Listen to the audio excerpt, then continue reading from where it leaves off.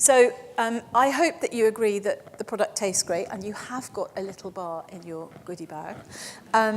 But I hope you also agree, those of you who know the brand, that it looks very stylish too. And you know what? We live in an ever more design-conscious world. There is no escape. And I have people say to me all the time that they don't have money to spend on high-quality design.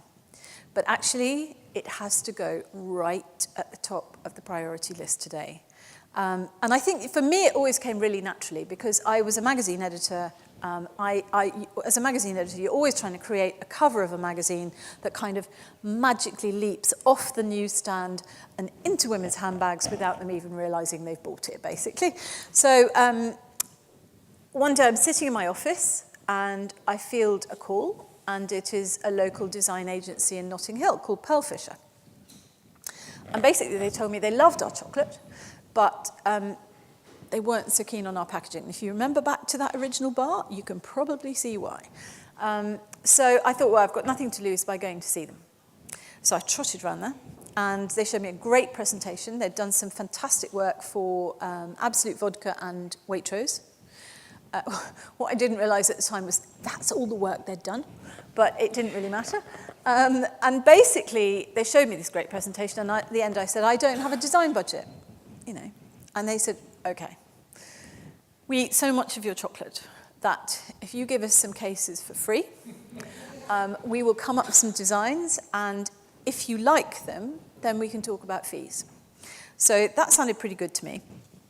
And in fact, I took Craig back about 2 weeks later, and they showed us 10 amazing designs. We could have gone with absolutely any one of them. They were all outstanding.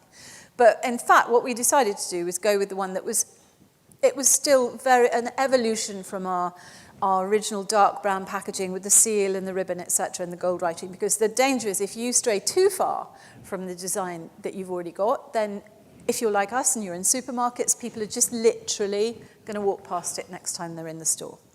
But I think, you know, I still love how our product looks, and I think it's that combination of, you know, the great quality of the product twinned with that design flair and then underpinned by those strong values, which is the secret of why we've managed to retain our coolness, which is kind of really important to us.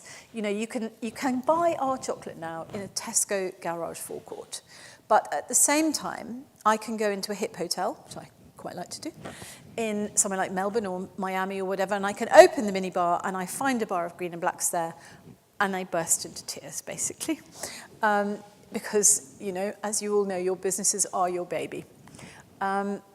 So, you know, again, people often say to me, but I don't have a design budget. And actually, if you went to Pearl Fisher now, they would charge you 100,000 quid for a brand identity. I mean, that's how big they've become. So, you know, I think one of the reasons I'm very, very supportive of what Vistaprint is doing is that they offer design solutions which are incredibly accessible to absolutely everybody, and you can end up with a stylish look for your brand and your business card and your website, etc., with very, very little investment, virtually none, really. And you know, I can't emphasize enough how people judge by what you look like.